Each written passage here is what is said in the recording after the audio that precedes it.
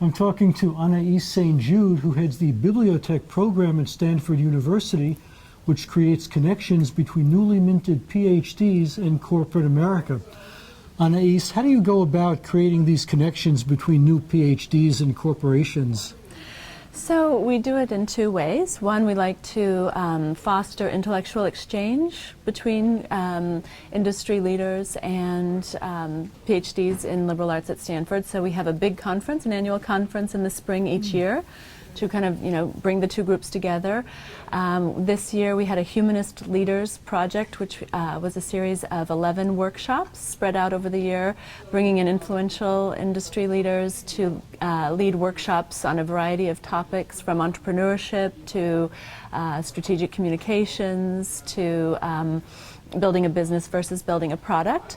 Is this mostly about getting jobs for these PhDs, or is there a broader purpose behind it? Well, I would say it's both, yes. The broader purpose behind it is to promote the relevance of the study of the humanities today, particularly doctoral studies. But the mission is truly to, connect liberal arts PhDs with jobs in the private sector, which is a very difficult task and very apropos with what we're learning today at this summit. When you say these are liberal arts PhDs, what kind of fields are included under liberal arts? So liberal arts includes things like literature, history, art history, drama, linguistics, Doesn't sound English. like there's too many jobs in those categories.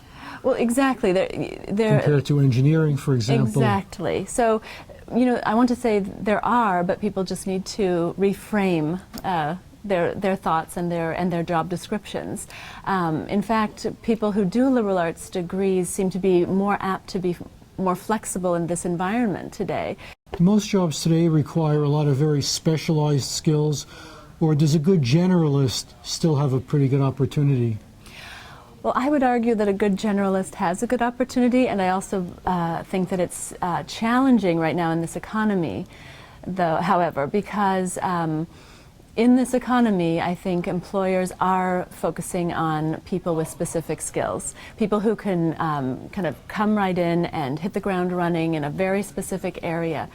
Now, over time, if one is going to take in a PhD, let's say, a generalist, they will, I think employers, if they take that leap of faith, they will see better productivity in a very short ramp-up time. So in addition to bringing the companies and the PhDs together, do you also coach the PhDs as to what they need to do to get into the company? So we do, and so this Humanist Leaders Project workshop series helps with that, so this programming to help them, to coach them. And then a very significant part of the program is developing unique internships in companies in Silicon Valley specifically geared for PhDs in liberal arts. So they're at a higher level than a typical entry-level position, and the feedback has been great. What do you hope to accomplish at this conference today? At the conference today, well, speaking of the program, I've brought six PhD students from Stanford in liberal arts who are working very hard and diligently to take notes on all of the group conversations and plenary sessions, and then within a very short amount of time they're going to provide executive summaries to the organizer, which will then go into the book that comes out of this conference. So this is an example of a wonderful opportunity where these students get to come and participate in something beyond academia. Do you think corporate culture itself is changing in some ways? We used to have what they called cutthroat capitalism, where the only important thing was to get ahead by sinking all your rivals. Is that still a viable model?